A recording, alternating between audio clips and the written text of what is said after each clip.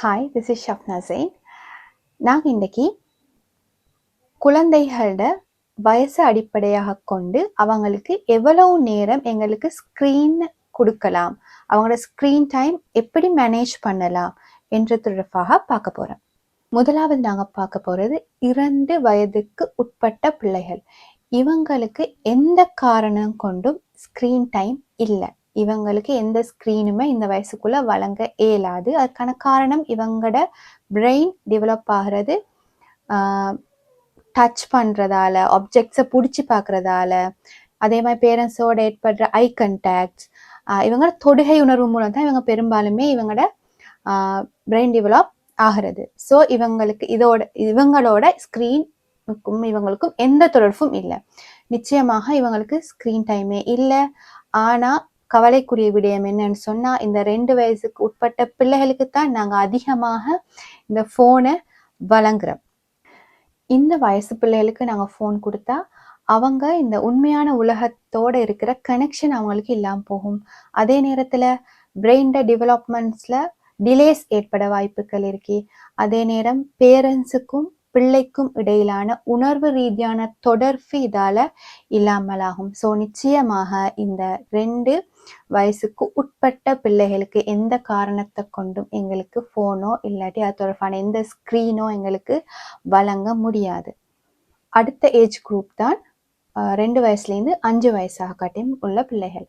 இவங்களுக்கு எங்களுக்கு மேக்சிமம் 30 நிமிஷம் தொடக்கம் 60 நிமிஷத்துக்குள்ள நாங்கள் ஸ்க்ரீன் டைம் கொடுக்கலாம். அதுவும் நிச்சயமாக ஒரு பேரண்ட்ஸ்ட கைடன்ஸோட அவங்களோட பார்வையின் கீழே தான் அவங்க அந்த ஸ்க்ரீனை யூஸ் பண்ணணும். அந்த ஸ்க்ரீன் யூஸ் பண்ணுறோம் அதில் என்னென்ன பார்க்கலாம்னு நாங்கள் பார்த்தோம்னா, அந்த வயசுக்கு ஏற்ற மாதிரி ஸ்டோரி டெல்லிங்ஸோ, ரைம்ஸோ, அப்படி இல்லாட்டி நம்பர்ஸ், லெட்டர்ஸ், வீடியோஸ் அப்படியான வீடியோஸ் பார்க்கலாம். பிரச்சனை இல்லை. அப்படின்றாலும் பேரண்ட்ஸ்ட கைடன்ஸு கீழே என்றதை ஞாபகம் வச்சுக்கணும். ஃபோனை அவங்கள்ட்ட கொடுத்துட்டு நாங்கள் எங்களோட வேலையை செய்ய போகிறது பொருத்தமாக இங்கே இருக்காது. அதோட கட்டாயம் இவங்களுக்கு ரீல்ஸ் பார்க்குறதையோ, ஷார்ட் வீடியோஸ் ப்ளே ஆகிறதையோ, நிறைய கலர் கம்பினேஷனோட இருக்கிற வீடியோஸை நாங்கள் காட்டுறதையோ தவிர்த்து கொள்ள வேண்டும். அதோட முக்கியமாக இந்த வயலண்ட் ஆன வீடியோஸ் ஷூட் பண்ணுறதோ, அந்த வீடியோ கேம்ஸோட தொடர்புப்பட்ட எந்த வீடியோவுமே இவங்களுக்கு காட்ட முடியாது. ஸோ கட்டாயம் இங்கே கவனிக்கப்பட வேண்டிய விஷயம், யார்டையோ ஒரு கைடன்ஸுக்கு கீழே தான் இந்த பிள்ளைகள் அந்த ஒருவரும் ஃபோன் யூஸ் பண்ணணும். அப்படி யூஸ் பண்ணுற நேரம் பேரண்ட்ஸ் பக்கத்தில் இருந்து அவங்க என்ன பார்க்குறாங்கன்ற விஷயத்தில் கவனமாக இருக்கணும். இந்த நேரத்தில் நீங்கள் இன்னொரு விஷயம் கவனித்து கொள்ளணும். நாங்கள் யூடியூப்லையோ இல்லாட்டி வேறு ஏதோ ஒரு இதில் நாங்கள் வீடியோன்னு போடுறோம்னா அது ஆட்டோ ப்ளே ஆகி அடுத்தடுத்த வீடியோவுக்கு மூவ் ஆகாமல் பார்த்துக்கணும். இதுக்கு தான் நாங்கள் முக்கியமாக சொல்கிறது, கட்டாயம் பேரண்ட்ஸோட கைடன்ஸு கீழே தான் நாங்கள் ஃபோனை கொடுக்கணும்னு சொல்கிறது. அதோட தொடர்ச்சியாக இந்த 1 ஹவருமே ஃபுல்லாக வீடியோ பார்த்துட்டே இல்லை. கொஞ்ச நேரம் வீடியோ 10 மினிட்ஸ் வீடியோ பார்க்குறது, அதை போஸ்ட் பண்ணுறது, பிள்ளைகளோட அதை பற்றி கதைக்கிறது, அப்படி ஒரு செயற்பாட்டின் ஊடாகத்தான் இந்த 1 ஹவரும் போகணும். ஸோ முழுமையாக 1 ஹவர் உட்காந்து அப்படியே வீடியோஸை பார்த்துட்டு இருக்காமல் அந்த வீடியோஸை பற்றி டிஸ்கஸ் பண்ணிக்கொண்டு அதை பற்றி பேசி அந்த வீடியோ தொடர்ச்சியாக பார்க்குற மாதிரி நாங்கள் ஒரு செட்டப் அமைச்சு கொண்டோம்னா அந்த டைமில் அந்த பிள்ளைக்கு அது ஒரு எக்ஸ்பீரியன்ஸை கொடுக்குறதாக இருக்கும். அதால் அந்த பிள்ளையோட பிரெயினுக்கோ இல்லாட்டி அந்த பிள்ளையோட பிஹேவியருக்கோ எந்த பிரச்சனையும் வரப்போகிறது இல்லை. அடுத்த ஏஜ் கேப் தான் 6 to 9, 6 வயசுலேருந்து 9 வயசு அதுக்குள்ளே இருக்கிற மாணவர்கள். இவங்க கிட்டத்தட்ட 1 hour to 1.5 hour எங்களுக்கு ஸ்க்ரீன் டைம் கொடுக்கலாம். அதுவும் முதலாவது விஷயம், பேரண்ட்ஸ்ட கைடன்ஸு கீழே இது இருக்கணும். அதில் என்னென்ன காட்டலாம்னு சொன்னால், இவங்களுக்கும் ரைம்ஸ், ஸ்டோரி டெல்லிங்ஸ், அதோட அனிமல்ஸ் ஓட தொடர்புப்பட்ட விஷயங்கள், நேச்சுரலி இயற்கையான விஷயங்கள், அந்த மாதிரி வீடியோஸ், மோரல் ஸ்டோரி சொல்கிறது, இதெல்லாம் நிறைய இருக்கி. அப்போ அதெல்லாம் தேடி பொருத்தமான விஷயங்களை எங்களோட பிள்ளைகளுக்கு பொருத்தமான விஷயங்களை நாங்கள் எங்களுக்கு காட்டக்கூடியதாக இருக்கும். இதுலேயும் நீங்கள் கட்டாயம் இந்த ஷார்ட் வீடியோஸ், அனிமேஷன், அந்த நிறைய கலர்ஸோட எங்களை அட்ராக்ட் பண்ணக்கூடிய வீடியோஸை நாங்கள் மிகவும் தவிர்த்து கொள்வது அவசியம். நான் ஏற்கனவே சொன்னேன், இந்த ஷார்ட் வீடியோ, இந்த ரீல்ஸ் பார்க்குறதால எங்களுக்கு அது அடிக்ஷனாக மாறக்கூடிய வாய்ப்பு அதிகமாகிக்கும். பிள்ளைகள் அதை திரும்ப திரும்ப பார்ப்பாங்க. ஸோ இந்த ஷார்ட் வீடியோஸை, இந்த ரீல்ஸை நாங்கள் பார்க்காம தவிர்த்து கொள்ளணும். அதுக்கு நீங்கள் முக்கியமாக செய்ய இந்த ஆட்டோ பிளேயை நீங்கள் மேக்ஸிமம் தவிர்த்து இருந்தீங்கன்னு சொன்னால் இது அடிக்ஷனுக்கு போகாமல் ஒரு நல்ல ஒரு ஸ்க்ரீன் டைமை பிள்ளைகளுக்கு கொடுக்கக்கூடிய நிலைமை காணப்படும். இதில் நீங்கள் முக்கியமாக இன்னொரு விஷயத்தை ஞாபகம் வச்சுக்கணும். விளையாட்டுக்கு பதிலீடாக நாங்கள் விளையாடாமல் இருக்கிறதுக்காக இந்த ஸ்க்ரீன் டைமை பயன்படுத்தக்கூடாது. நிச்சயமாக பிள்ளையோட ப்ளே டைமாகவே இருக்கணும். இது ஒரு எக்ஸ்ட்ரா விஷயம். இதனூடாக, இந்த ஸ்க்ரீன் டைமினூடாக எங்களுக்கு புதிய விஷயங்களை கற்றுக்கொள்ள முடியும் என்ற விஷயத்தை தான் நாங்கள் பிள்ளைகளுக்கு கொடுக்கணுமே தவிர, இதுவும் ஒரு விளையாட்டு, இது ஒரு விளையாடுற டைம் அப்படின்ற அந்த தோட்டை நீங்கள் பிள்ளைகளுக்கு கொடுக்கக்கூடாது. அடுத்த ஏஜ் கேப் தான் 10 to 12. இவங்களுக்கும் மேக்ஸிமம் 1 to 2 hours தான். 2 ஹவருக்கு மேலே அதிகமாக இவங்களுக்கு ஸ்க்ரீன் டைம் இல்லை. ஸோ இந்த 2 ஹவருக்குள்ளே இவங்க ஸ்க்ரீன் பயன்படுத்தலாம். அதுலேயும் என்ன செய்யலாம்? டாக்குமெண்ட்ரி ஃபிலிம்ஸ் பார்க்கலாம், அவங்களோட படிப்பு சம்பந்தமான வீடியோஸ் பார்க்கலாம். அதே மாதிரி அவங்களுக்கு இன்ட்ரெஸ்டான வேறு ஸ்டோரிஸ், கதைகள், பொருத்தமான கதைகள், அவற்றை நாங்கள் தெரிவு செஞ்சு அவங்களுக்கு கொடுத்து அதை பார்க்கக்கூடிய சிச்சுவேஷனை அமைச்சு கொடுக்கலாம். அதுவும் கட்டாயம் பேரண்ட்ஸ்ட கைடன்ஸு கீழே தான் இதுவும் நடக்கணுன்றதை ஞாபகம் வச்சுக்கோங்க. இந்த பிள்ளைகள் இந்த டைமில் நிறைய அவங்களோட பிஹேவியரல் மாற்றங்கள் வரக்கூடிய காலப்பகுதி, அவங்க புதிய புதிய விஷயங்களை தேடி கற்கணும்னு நினைக்கிற காலப்பகுதி.